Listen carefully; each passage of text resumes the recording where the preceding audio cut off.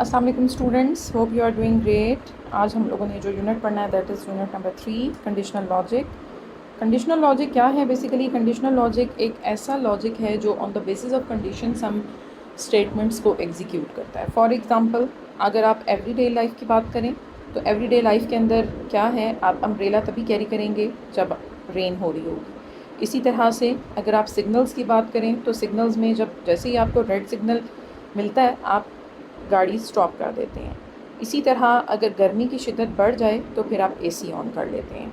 और इसी तरह अगर आपने कोई टाइम फ़िक्स किया हुआ है, फॉर एग्ज़ाम्पल आप ये कहते हैं कि मैंने रात के 8 बजे होमवर्क करना है, तो जैसे ही 8 बजते हैं तो आप होमवर्क स्टार्ट कर देते हैं।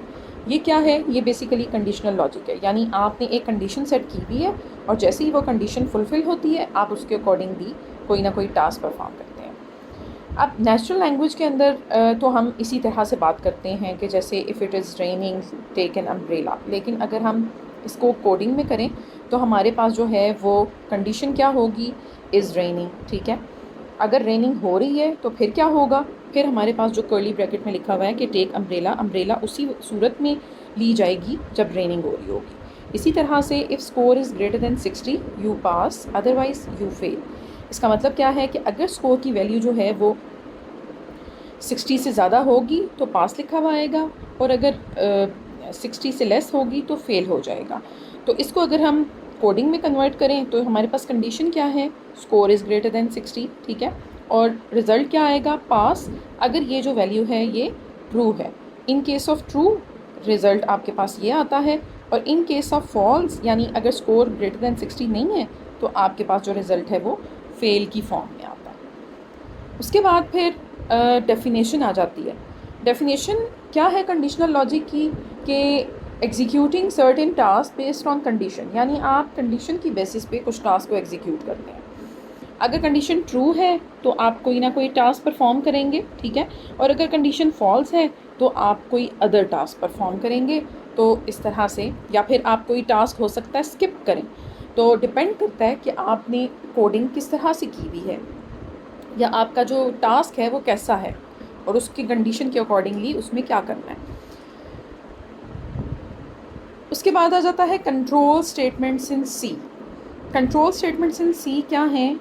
ऐसी स्टेटमेंट्स जो फ्लो ऑफ प्रोग्राम को कंट्रोल करती हैं, यानी प्रोग्राम ने कैसे फ़्लो करना है, कौन सी स्टेटमेंट्स को एग्जीक्यूट करना है और कौन सी स्टेटमेंट्स को नहीं करना। हमारे पास 3 तरह की कंट्रोल स्टेटमेंट्स हैं, एक है सीक्वेंशियल, एक है सिलेक्शन और एक है रेपिटिशन कंट्रोल। सीक्वेंशियल वो होता है जो कि एक तरतीब से होता चला जाता है, यानी आपने सबसे पहले एक स्टेटमेंट को रन किया, फिर दूसरी रन हुई, फिर तीसरी रन हुई और फिर फोर्थ वन रन हुई। एक तरतीब से कोई भी लाइन स्किप नहीं हुई और सारी की सारी लाइन जो हैं वो रन हो गई। इसको कहते हैं सीक्वेंशियल कंट्रोल स्ट्रक्चर। ठीक है, यानी इसमें मेरे पास ए के अंदर 5 स्टोर है, बी के अंदर 10 स्टोर है, सम के अंदर a+b हो रहा है और फिर उसके बाद सम का रिज़ल्ट जो है वो यहाँ पे डिस्प्ले हो रहा है। तो ये हो गई आपकी sequential control. Next is selection control. Selection control के अंदर क्या होता है, जो है वो इफ़ एल्स स्ट्रक्चर आ जाता है। ठीक है, इफ़ एल्स स्ट्रक्चर का क्या मतलब है कि on the basis of condition आप कोई टास्क परफॉर्म करें, डिसाइड करें कि आपने क्या करना है, और अगर कंडीशन फॉल्स हो जाती है तो उस सूरत में भी आप डिसाइड करें कि आपने क्या करना है। ठीक है, और थर्ड वन जो है दैट इज़ रेपिटिशन। रेपिटिशन के अंदर क्या होता है कि लूप्स इन्वॉल्व होते हैं, यानी आपने एक कंडीशन अगर ट्रू है तो उस सूरत में क्या करना है, और अगर लूप्स इन्वॉल्व हो जाती हैं, लूप्स के अंदर क्या होता है, आप एक condition on the basis of condition आप वो टास्क बार बार परफॉर्म करते हैं, दैट इज़ कॉल्ड रेपिटिशन। ठीक है,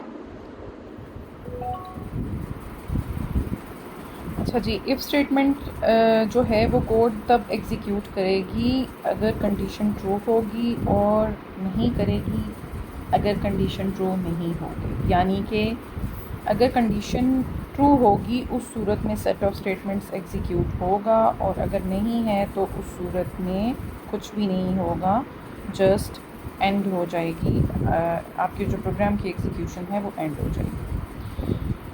और कंडीशन जो है वो कोई भी एक वैलिड एक्सप्रेशन हो सकता है, ठीक है। कंडीशन यानी कि ये जो आपके पास ये वाला पार्ट है, इसमें कोई भी एक वैलिड एक्सप्रेशन आ सकता है, जिसमें आपके पास अरिथमेटिक एक्सप्रेशन भी हो सकता है, ठीक है। इसमें आपके पास plus, minus, multiply, divide, modulus, ये आपके पास अरिथमेटिक एक्सप्रेशंस आ सकते हैं। रिलेशनल एक्सप्रेशन है जिसमें आपके पास जो है वो greater than, less than, greater than equal to, less than equal to और नॉट इक्वल टू जो है वो आ जाता है। और लॉजिकल एक्सप्रेशन भी आ जाते हैं जिसमें आपके पास जो है वो एंड, और नॉट के सिंबल आ जाते हैं, यानी इसके साथ एक्सप्रेशन भी आप कंडीशन के अंदर ऐड कर सकते हैं। अब ये हमारे पास एक टेबल गिवन है जिसके अंदर आप जो कंडीशन है उसमें अगर 5 लिखते हैं तो 5 आपको क्या रिटर्न करेगा? 5 आपको 1 रिज़ल्ट रिटर्न करेगा because it is a non zero constant, ठीक है। सी लैंग्वेज में अगर आपके पास वैल्यू ट्रू है तो उस सूरत में 1 रिज़ल्ट रिटर्न होगा, और अगर वैल्यू फॉल्स है तो उस सूरत में 0 रिटर्न होगा। अब 5 + 4 answer is 9. 9 is also a non-zero constant, so its result will be 1. 5 - 5 is 0, so its result will be false because 0 represents false. 5 is greater than 4. Yes, this condition is true, so answer will be 1. 5 equals 4. equals 4 का क्या मतलब होता है कि ये basically एक comparison operator है और ये दो चीज़ों को कंपेयर करने के काम आता है। तो 5 equals 4 मीन्स कि 5 को वो कंपेयर कर रहा है 4 के साथ, आंसर विल बी फॉल्स, तो result will be 0। 4 is greater than 5 means कि 4 जो है वो 5 से बड़ा है, तो इसका रिज़ल्ट फॉल्स आएगा, लेकिन फॉल्स के साथ ये नॉट का सिंबल लगा है तो ये ट्रू में कन्वर्ट हो जाएगा। This is true.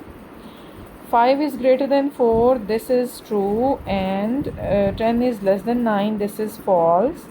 और इन दोनों के दरमियान में एंड है तो ये आपको एंड गेट में दोनों वैल्यूज़ का ट्रू होना ज़रूरी है, तो ये आपको रिटर्न करेगा फॉल्स, तो answer will be 0। 5 is greater than 4, this is true, and 9 is less than 10, this is true। दोनों के दरमियान और है, और में कोई सी भी एक कंडीशन ट्रू हो तो रिज़ल्ट ट्रू होता है, तो आंसर विल बी 1। तो ये आपको कंडीशंस और इसके साथ उसका सल्यूशन जो है ये आना चाहिए, ये ऑब्जेक्टिव में आता है।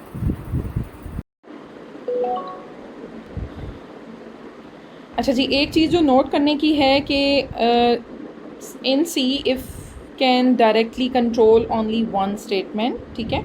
इफ़ जो है वो सिर्फ एक ही स्टेटमेंट को कंट्रोल कर सकता है। अगर आपको एक से ज़्यादा स्टेटमेंट इफ़ की कंडीशन के अंदर डालनी है तो आप कर्ली ब्रैकेट्स के अंदर उसको लिखेंगे ताकि वो एक सिंगल ब्लॉक बन जाए, ठीक है। अगर आपके पास जो है कर्ली ब्रैकेट्स नहीं आप डालते तो वो एक ही स्टेटमेंट को एग्जीक्यूट करेगा। तो इसकी एग्जांपल हम आगे देख लेंगे, लेकिन वैसे जनरली अगर मैं आपको बताऊं तो इफ़ और आगे आपने कोई कंडीशन डाली और फिर आपने कोई स्टेटमेंट लिखी, ठीक है, तो जस्ट यही स्टेटमेंट एग्जीक्यूट होगी। लेकिन अगर आप चाहते हैं कि एक से ज़्यादा स्टेटमेंट एग्जीक्यूट हो तो आप यहाँ पे एक कर्ली ब्रैकेट डालें, बीच में आपने 2 या 3 स्टेटमेंट्स डाली कि ये इफ़ के साथ ही हैं, और फिर आपने यहाँ पर एक और कर्ली ब्रैकेट डाल दी, तो ये सारी स्टेटमेंट्स जो है वो इफ़ की कंडीशन के साथ एग्जीक्यूट होंगी। फ़्लो चार्ट कैसा है इफ़ स्टेटमेंट का कि स्टार्ट है, स्टार्ट के बाद है कंडीशन चेक होगी। अगर कंडीशन ट्रू है, ठीक है, स्टार्ट से आप जाएंगे कंडीशन पे, कंडीशन अगर ट्रू होती है तो उस सूरत में जो भी स्टेटमेंट है वो एग्जीक्यूट होगी और एंड कर जाएगा। अगर स्टार्ट से ही कंडीशन चेक होने के बाद फॉल्स में जाती है तो डायरेक्टली एंड कर जाएगा, कोई और स्टेटमेंट एग्जीक्यूट नहीं होगी क्योंकि ये सिंपल इफ़ स्टेटमेंट है।